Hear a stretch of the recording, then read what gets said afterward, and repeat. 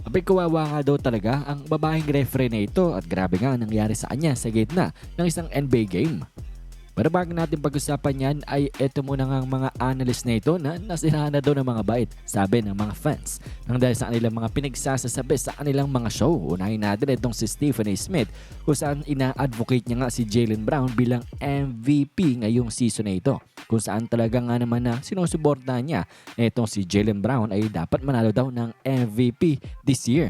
And well, ang take ngang yan, Stephen A. Smith came out of nowhere. Kaya naman sinasabi ng maraming NBA fans ay baka daw binayaran ni Jaylen Brown or ng team ni Jaylen Brown itong si Stephen A. Smith para i-promote nga siya bilang NBA MVP. Pero kung ibabase nga natin yan sa numbers dito sa stats ni Jaylen Brown, abay wala talagang case itong si JB para maging MVP laban nga kala SGA, kala Jokic at kala Luka Doncic. Kaya naman nonsense nga daw itong pinagsasasabi ni Stephen A. Smith.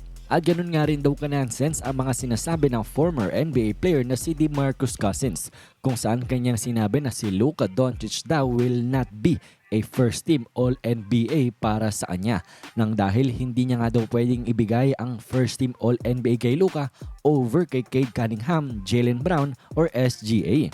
And well, basically ang sinasabi dito ni DeMarcus Cousins this season is tong si Cade Cunningham pati na rin si Jaylen Brown is having a better year over dito kay Luka. And well, obviously, this is some BS nga daw. Walang kakwenta-kwenta mga sinasabi ni DeMarcus Cousins. Ang nagbibigay lang siya ng opinion. Parang pang-hate nga dito kay Luka. At ganoon din naman ang mga sentimento ng mga fans na nag-reply sa comment section. Talaga nga namang tinawanan lang din nila itong si DeMarcus Cousins sa kanyang mga pinagsasabing ito. Pero kung kayong tatanungin ano bang masasabi nyo dito sa mga take ngang ito ni Stephen A. Smith pati na rin ni DeMarcus Cousins, komento nyo lamang yan.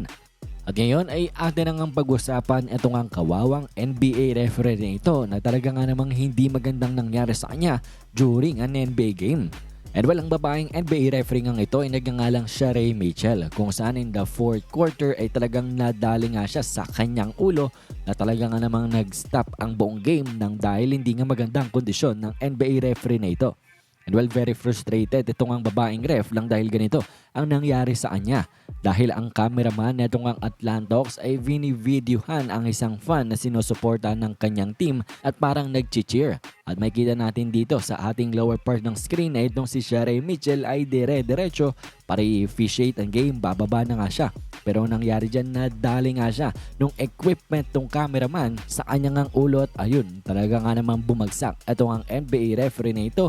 At nahirapan na nga siya dyan, hindi na naging normal ang kanyang pakiramdam at kinakailangan pang magpahinga ng medyo matagal para nga makarecover nga sa matinding nangyari nga sa kanya.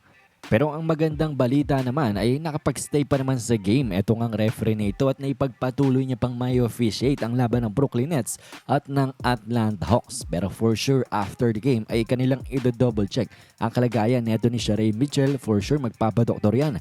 Titingnan nga kasi mamaya nagkaroon nga ng concussion itong ang NBA ref na ito. Pero initially ay good sign naman yon na nakapagpatuloy nga siya sa pag-o-officiate.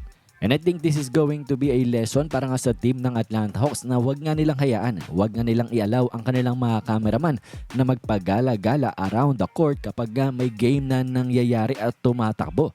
Lalo na't pinayagan pa nila courtside at ito tuloy nagkaroon ng disgrasya na dali ang referee.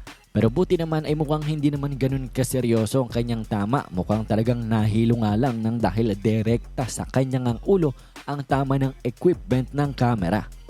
Pero anyways, get well soon para nga dito sa babaeng NBA referee na ito at sana nga hindi nagkaroon ng malalang tama sa kanyang ulo.